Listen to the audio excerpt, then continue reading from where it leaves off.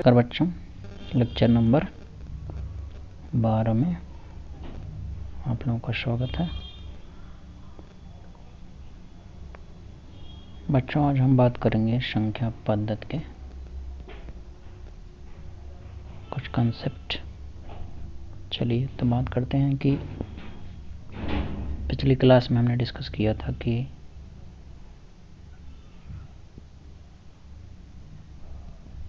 किस तरह परिमेयीकरण करेंगे। आज हम आपको बताएंगे। और एक बात हमने क्या सीखा था कि जब किसी दो अपरिमेय संख्याओं का गुणा करते हैं या फिर उन्हें भाग करते हैं या फिर जोड़ते हैं तो या घटाते हैं तो उनका जो उत्तर होगा वो हो सकता है परिमेय संख्या आ जाए या तो फिर अपरिमेय संख्या, दोनों में से कुछ भी आ सकता है। आज हम बात करेंगे कि कोई भी अंक, हमने पहले क्या सीखा था, जैसे कि √5, इसका हम संख्या रेखा निरूपण सीख चुके हैं, जहाँ पे ये क्या है, एक पूर्ण संख्या है, पूर्णांक संख्या है। तो इसी तरीके से आज हम सीखेंगे कि अगर ये एक धनात्मक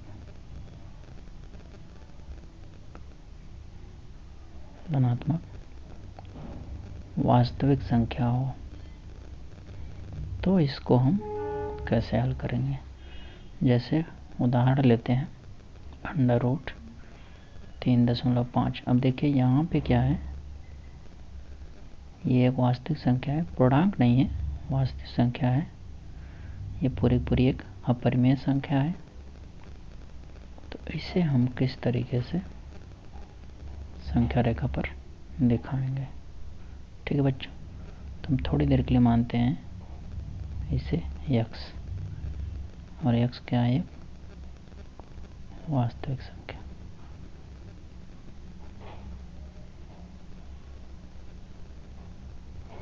तो चलिए बच्चों, मैं आपको बताता हूँ कि इसे कैसे संख्या रेखा पर दिखाएंगे।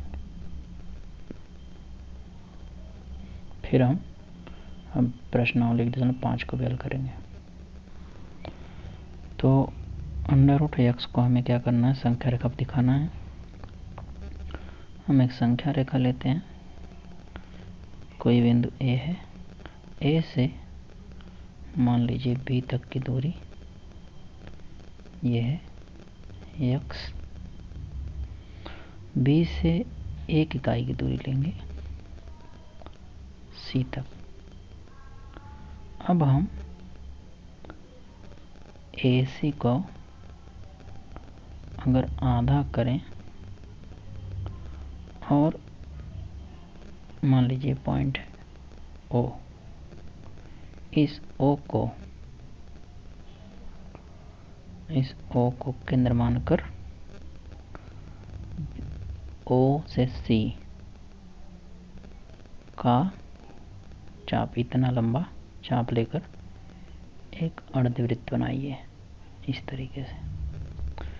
तो जब ये अर्धवृत्त बनाएंगे, अब B पर एक लंब खींचिए। तो ये जो लंबाई होगी जो हमने B पर लंब खींचा है, ये √x के बराबर होगा।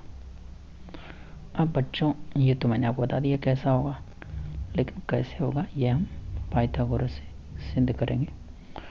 चलिए, हम मान लीजिए यहाँ पे टच करता है D पर, तो यहाँ से ये पूरा एक त्रिभुज बन जाएगा। तो ये आपको क्या मिलेगा, एक समलंब त्रिभुज। अब इसे हम सिद्ध करेंगे कि किस प्रकार ये x होगा। ठीक है बच्चों, चलिए तो इस बात को हम सिद्ध करते हैं।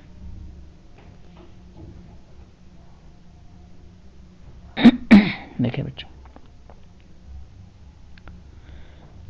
ये है √x, यही तो निकालना है, और यहाँ से यहाँ तक ये क्या है, से भी हमने पहले माना है x है। ठीक है बच्चों, हम देखिए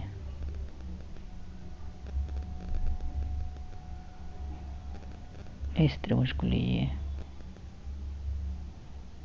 OBD को। चलिए, तो ये त्रिभुज ये था O, था B, ये था D। पाइथागोरस लगाइए।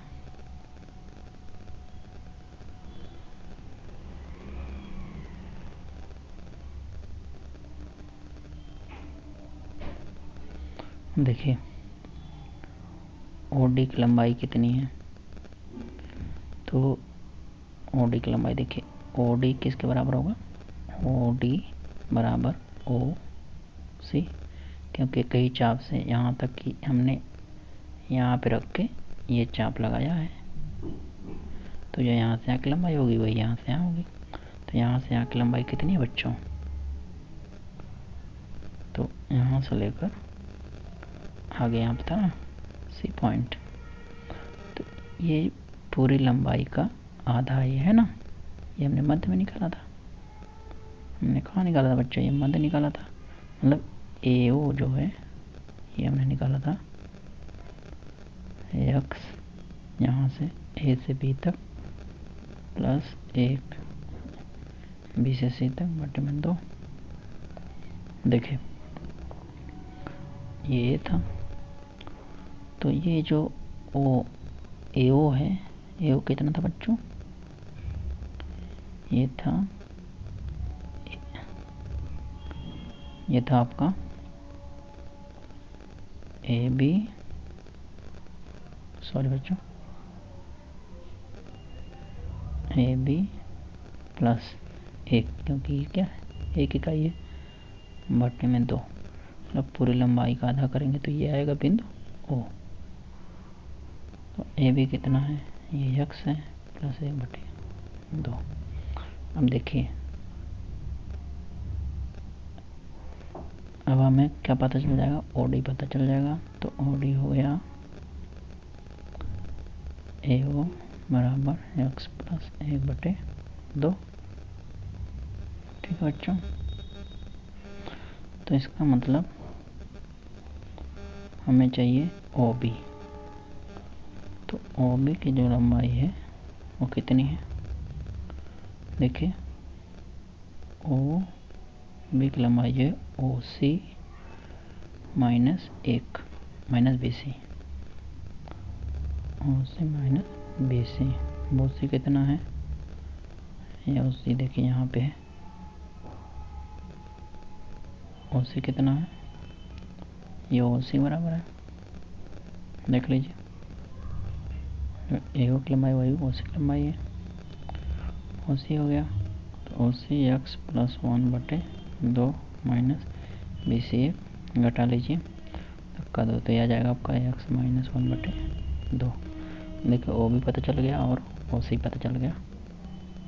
अब देखिए OB पता चल गया और OD भी पता चल गया। तो बच्चों OD पता चल गया और OB पता चल गया। अब हम क्या निकालेंगे, BD, तो अंडर रूट आना चाहिए। देखिए चलिए अगले पे चलते हैं, BD निकालते हैं। तो पाइथागोरस लगाएंगे, तो BD बराबर under root OD square minus OB square, OD square minus OB square. OD का मान कितना है बच्चों, x प्लस 1 बटे 2 प्लस 1 बटे 2 का होल स्क्वायर, और ये है x माइनस 1 बटे 2 का होल स्क्वायर।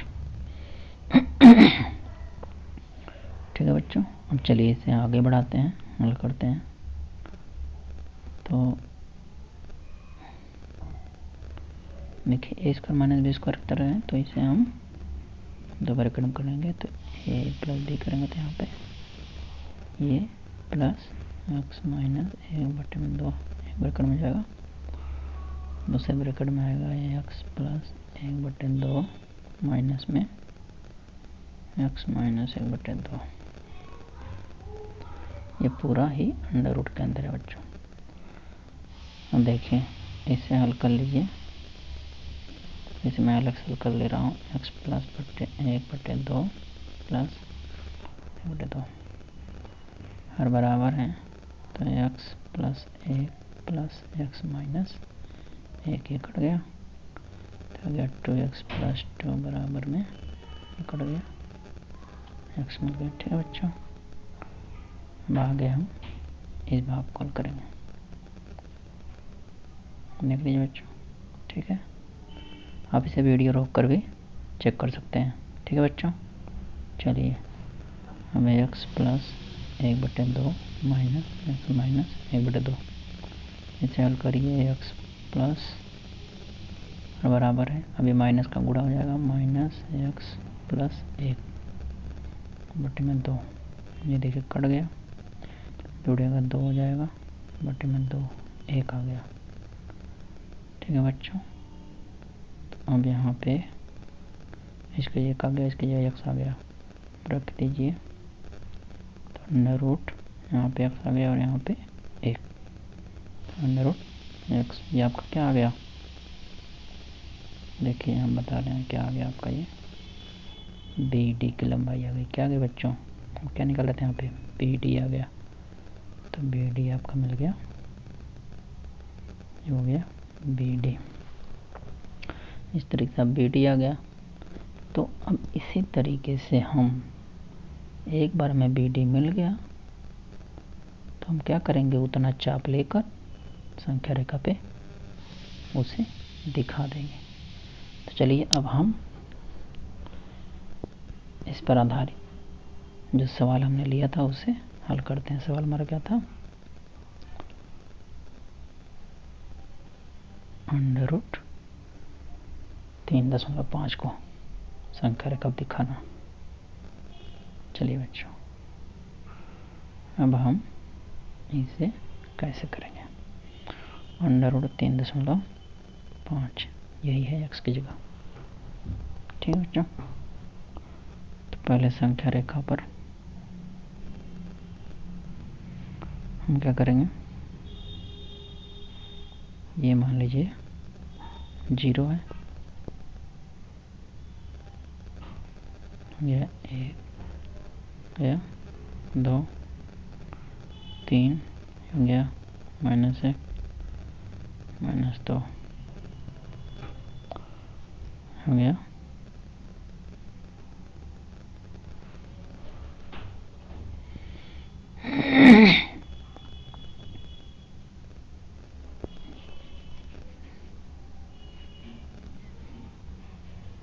तो बच्चों सबसे पहले तो मैंने जैसे आपको बताया है उस विधि से करेंगे।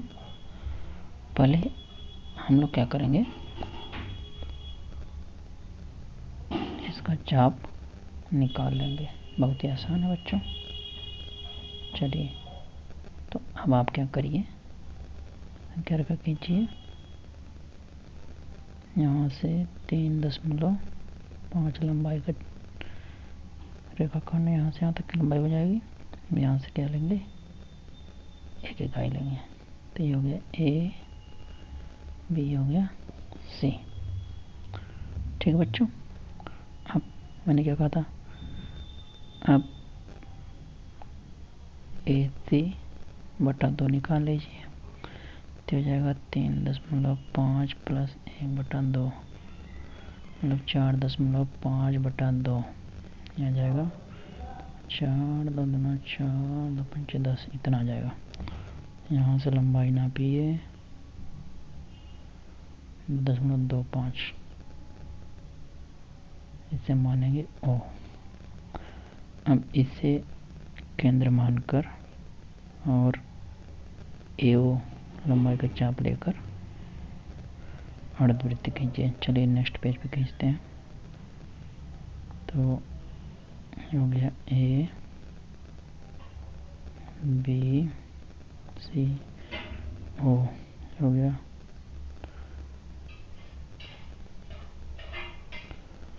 यहाँ से यहाँ की लंबाई है 3.5,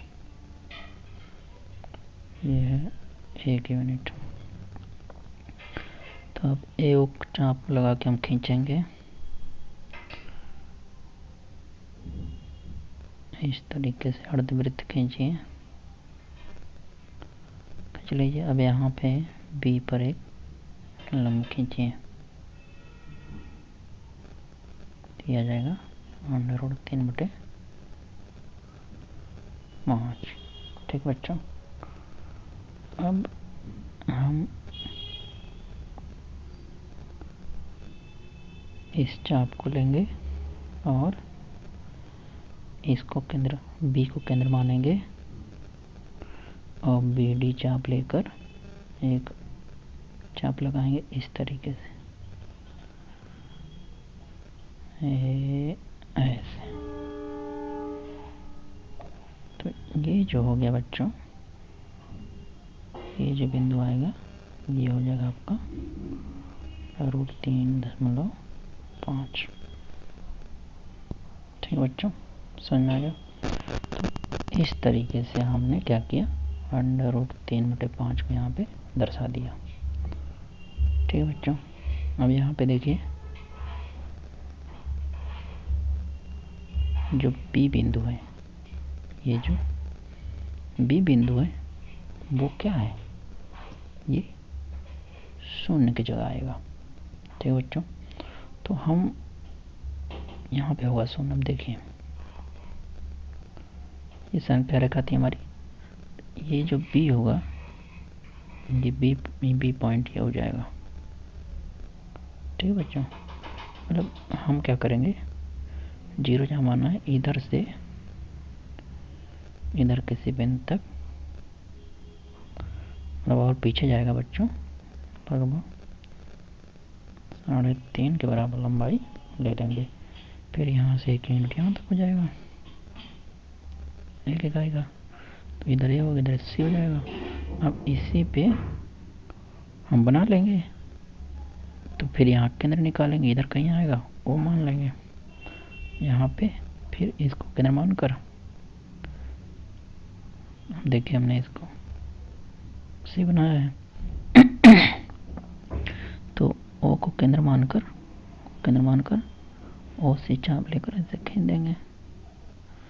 तो यहाँ पे चाप खींचेंगे। अब ये हमें मिल जाएगा BD, क्या मिल जाएगा, √3.5। इस लंबाई बी को केंद्र मानेंगे और BD का चाप लगाएंगे ऐसे। ठीक है बच्चों, तो इस तरीके से हमें, अब चाप मारिए, हो सकता है चाप यहाँ आए, कोई जरूर नहीं कि यहाँ पे जाए, जहाँ भी आएगा आप निकालेंगे तो आपको पता चल जाएगा। तो इस तरीके से देखें, 3.5 का वैल्यू कितना आएगा, शायद 1 से थोड़ा ज़्यादा आएगा, तो 1 दशमलव कुछ आएगा, तो यहाँ पे आएगा चाप। ठीक है बच्चों, तो ये हो जाएगा √3.5। ठीक बच्चों, तो इस तरीके से हम किसी भी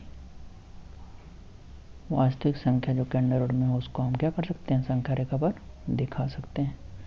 लेकिन इस पर बच्चों आधारित एक सवाल भी है आपके अभ्यास में, आप इसे करने का प्रयास कीजिएगा। अगर नहीं आता है तो मैं इसे हल करा दूंगा। देखिए ये वाला सवाल। ठीक बच्चों,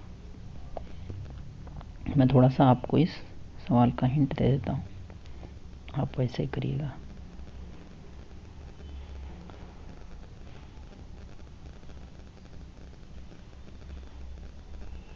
देखिए सवाल नंबर जो 4 है, √9.3 दिया हुआ है। ठीक है, ये हमारा, तो हम क्या करेंगे, पहले संख्या रेखा बना लेंगे।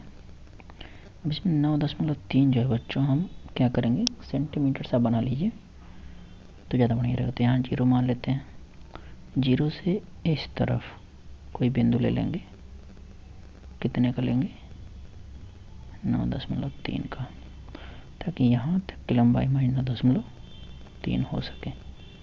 मान लेते हैं कहीं पे आएगा ये, तो यहाँ मान लीजिए 9 आ रहा है, 8, इसे माइनस बनेगा बच्चों 7, 6 माइनस में 4, 3, 2, 1। इस तरीके से आप स्केल से बनाएंगे तो सही बनेगा बच्चों, ठीक है। इतना बना लिए तो ये हो जाएगा, ये 0 है, इसको मान लेंगे बिंदु बी। फिर यहाँ से एक इकाई 1, 2 इस तरीके जाएगा, ठीक है बच्चों। यहाँ से एक इकाई यहाँ ले लीजिए। तो अब इसका आधा चाप निकाल लीजिए, बीच में कहीं आएगा। अब निकाल लीजिए इसका 4 पॉइंट कुछ आएगा, तो 4 के आगे इधर कहीं आएगा। वहाँ पे क्या करेंगे, आधा आ गया, फिर यहाँ से चाप लगा लीजिए, ठीक है। और इस बिंदु पे चाप खींचे 0 पे, तो ये डी हो जाएगा। अब इसको बी डी को चाप लगा कर ऐसे, ठीक है बच्चों। तो जो भी है, जब आप इसे हल करेंगे तो आपको उत्तर मिल जाएगा, ठीक है। अब इसे जरूर ट्राई करिए बच्चों, जैसा नहीं आएगा तो हम बता देंगे। कमेंट बॉक्स में आप लिखिएगा। चलिए हम प्रश्नावली 1.5 पे आपको कुछ हिंट दे देते हैं ताकि आप सवालों को कर सकें। पहली संख्या है, बताइए नीचे देखिए संख्या में कौन सी परिमेय है और कौन अपरिमेय है। तो देखिए पहले पहला जो सवाल है ये क्या है, ये अपरिमेय है। क्यों बच्चों, क्योंकि हमने पहले सीख लिया है कि परिमेय और अपरिमेय संख्याओं का जोड़ घटाना, मैंने बताया था अभी आपको, जोड़ घटाना हमेशा क्या होगी, एक अपरिमेय संख्या होगी। एक परिमेय है और एक अपरिमेय है तो उनका गुणा भाग जोड़ या घटाना हमेशा एक अपरिमेय संख्या होगी। लेकिन जब दोनों ही अपरिमेय हैं तो उनका गुणा जोड़ घटाना भाग परिमेय भी हो सकता है, अपरिमेय भी। मतलब दो अपरिमेय का जोड़ घटाना गुणा भाग अपरिमेय और परिमेय दोनों हो सकता है। जबकि एक परिमेय है दूसरा परिमेय है तो उनका जोड़ घटाना गुणा भाग हमेशा अपरिमेय होगा। तो देखिए इसमें क्या है कि जो 2 है, 2 क्या है, परिमेय है, ये अपरिमेय है, तो घटाना क्या हो जाएगा, अपरिमेय आ जाएगा। इस तरीके से इसमें देखिए इसे हल कर सकते हैं हम। यहाँ पे √23 जब ब्रैकेट खोलेंगे तो √23 घट जाएगा, तो कहानी खत्म हो जाएगा, केवल यहाँ पे 2 बचेगा, है ना बच्चों। इस वाले सवाल में देखिए 3, हाँ केवल 3 बचेगा, तो ये हो जाएगा परिमेय, ये सवाल हो जाएगा परिमेय, ठीक है। अगला सवाल है 2√। अब देखिए यहाँ पे ये तीसरा सवाल बहुत ईजी है। ये तो √7 कट जाएगा ऊपर नीचे, सिर्फ 2/7 आएगा, एक परिमेय संख्या आ जाएगी, क्या परिमेय 1/√2। ये सीधा सीधा आप इसे हल करिए, ये हमेशा क्या आ जाएगी, अपरिमेय, क्योंकि इसमें क्या है, एक परिमेय का परिमेय है, भाग है तो अपरिमेय। और ये भी आपका क्या है, सब जानते हैं कि ये पाई एक अपरिमेय है, तो 2 गुणा करेंगे मतलब परिमेय, और अपरिमेय गुणा करेंगे तो क्या आ जाएगा, अपरिमेय आ जाएगा, ठीक है। सवाल नंबर 2, सवाल नंबर 2 देखिए बच्चों। सवाल नंबर 2 कह रहा है निम्नलिखित व्यंजकों में प्रत्येक व्यंजन को सरल कीजिए। तो इस पर लेक्चर नंबर 11 हमने कैसे किया था, वैसे ही करना है। इनका सीधे सीधे आप गुणा कर लीजिएगा, ठीक है। तो ये हल हो जाएगा बच्चों। अगर नहीं आता है तो मैं कमेंट बॉक्स में लिखिएगा, मैं इसे बता दूंगा, ठीक है। उसके बाद इसमें बच्चों फार्मूला लगेगा a + b a - b का, किसमें, इस सवाल पे। और जो हमने सरसमी का बताया था a√b × a - √b, एक सरसमी का बताया था लेक्चर नंबर 11 में, देखिए। अगर आपने नहीं देखा है तो पहले लेक्चर नंबर 11 देखिए। तो इसी तरीके से ये सवाल हो जाएगा। 3 में क्या है, ये भी देखिए, ये भी हमने डिस्कस किया सरसमी का। तो ये सरसमी का आधारित है, उस पर सवाल हमने किया था, उसी तरीके से इसको हल कर लेंगे। √a + √b का होल स्क्वायर का जो सरसमी का है, ठीक है बच्चों, उस तरीके से आ जाएगा। तो जाएगा इसका उत्तर हो जाएगा सवाल नंबर ये 2 का तीसरा जगह 5 + 2 √10 + √2 नहीं 2 √2 नहीं है बल्कि 2। ठीक है बच्चों, इस सवाल का देख लीजिए एक बार। ठीक है, ये सरल समीकरण से मैंने किया है, आप इसे हल कर पाएंगे जैसे कि मैंने लेक्चर नंबर 11 में बताया था। ये भी बहुत ईजी है, बिल्कुल इसी पर आधारित है। सवाल नंबर 2 और सवाल नंबर 4 एक ही तरह के सवाल हैं, सिर्फ अंकों को चेंज कर दिया गया है। बच्चों देखिए, सवाल नंबर 3 को हम आपको बाद में अपने अगले लेक्चर में बताएंगे। ठीक है, चलिए चलते हैं।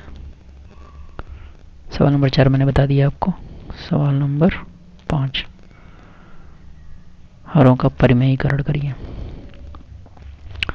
पहला सवाल है, देखिए बच्चों, इसमें क्या करना है, ऊपर नीचे √7 का गुणा कर देंगे। ठीक है बच्चों, तो ये हल हो जाएगा, आपका आ जाएगा √7/7। उसके बाद ये हमने कहा था ना, इस तरह का सवाल लेक्चर नंबर 11 में मैं बताया था कि अगर इस तरह का सवाल है, बीच में माइनस है, तो हम इसी तरीके सेम टू सेम रहेंगे, सारे वैल्यू बीच में प्लस करके गुणा कर देंगे, ऊपर नीचे तो परिमेयीकरण हो जाएगा। अगर आपने लेक्चर नंबर 11 नहीं देखा तो उसमें देखिए, आपको ये आसानी से कर ले जाएंगे। इसी तरीके से सवाल नंबर 3 भी आसानी से हो जाएगा लेक्चर नंबर 11 के अनुसार। आप लेक्चर नंबर 11 जरूर देखें बच्चों, ये भी आसानी से हो जाएगा। इसमें देखिए, मैंने कहा था प्लस करके गुणा करना है, तो √7 + 2 का गुणा करिए ऊपर नीचे, 7 + 2 का, तो देखिए क्या आ जाएगा, √7 + 2 ऊपर आ जाएगा, नीचे √7 का a - b a + b हो गया, तो a² - b² करेंगे तो ये जगह 7 और जगह 4, तो आ जाएगा इसका उत्तर √7 + 2 बटे में 3। ठीक है बच्चों, तो इस तरीके से प्रश्नावली 1.5 के सारे सवाल हल हो गए बच्चों। तो बच्चों इस पर आधारित सवाल कीजिएगा, और ये जो सवाल नंबर 4 है, इसको बाकायदा आप स्केल से नाप कर करिएगा, तो आपको उत्तर एकदम एग्जैक्टली सही मिलेगा। ठीक है बच्चों, और कोई भी अगर इसमें डाउट हो आपको, तो आप कमेंट बॉक्स में लिखिए, मैं उसका जवाब देने का प्रयास करूँगा, और सवाल नंबर 3 को मैं अब डिटेल में डिस्कस करूँगा। ठीक है बच्चों, चलिए तो आज का लेक्चर यहीं समाप्त करते हैं, मिलते हैं अगले लेक्चर में। धन्यवाद।